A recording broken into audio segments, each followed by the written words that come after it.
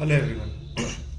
Here we are with the third part of the projectile motion, trajectory of the projectile.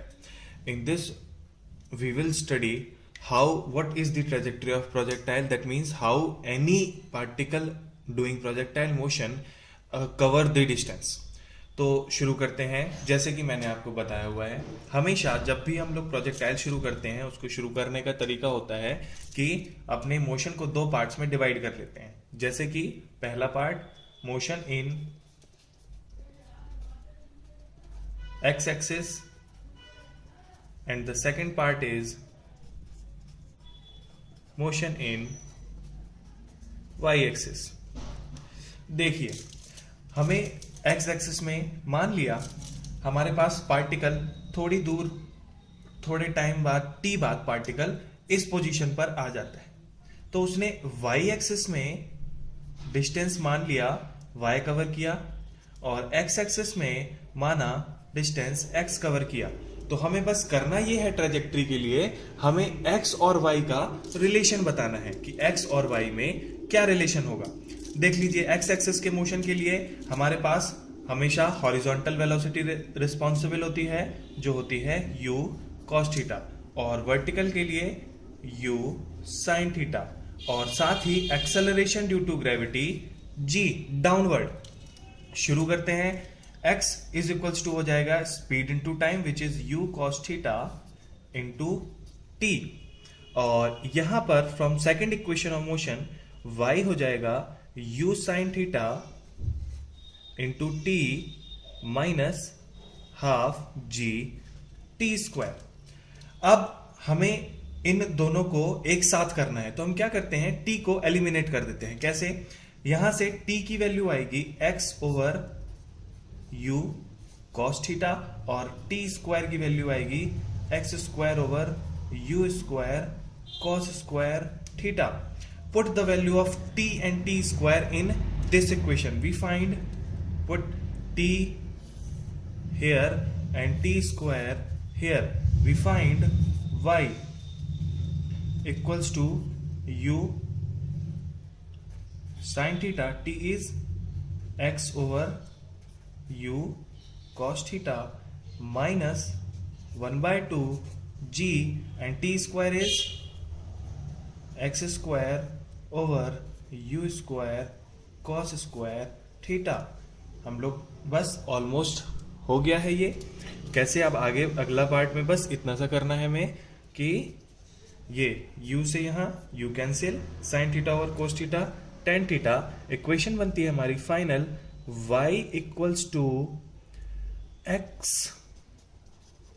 Ten theta minus half G x square upon you square cos square theta.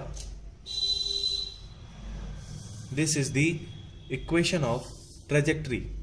Equation of trajectory को एक और तरह से हम कर सकते हैं, इसी में थोड़ा सा आगे बढ़ के। कैसे? हमें पता होता है, as we know,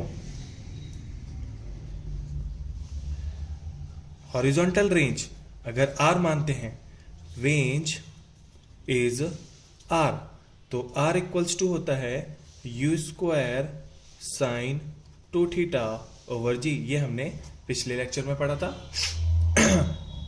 अब हम यहां पर r को इंसर्ट करने की कोशिश करेंगे। कैसे कर पाएंगे हम ये?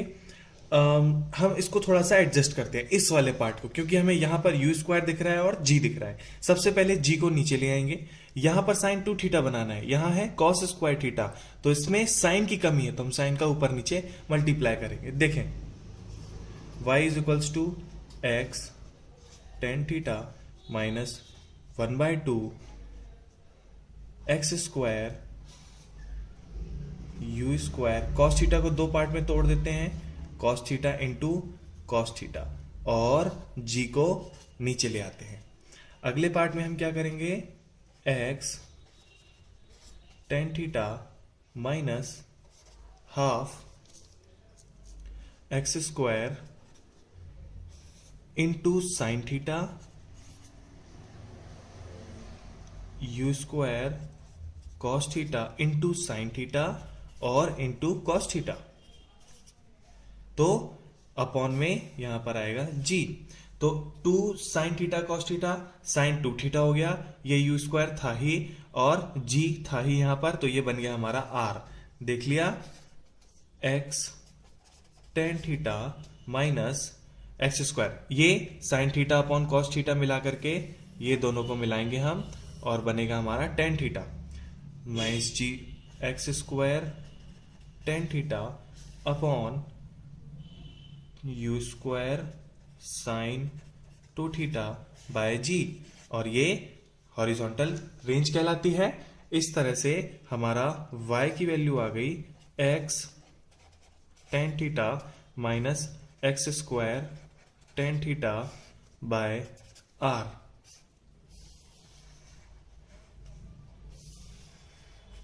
हम यहां से इसमें x टेन थीटा को कॉमन भी ले सकते हैं, तो हमारा अगला बनेगा, नेक्स्ट इज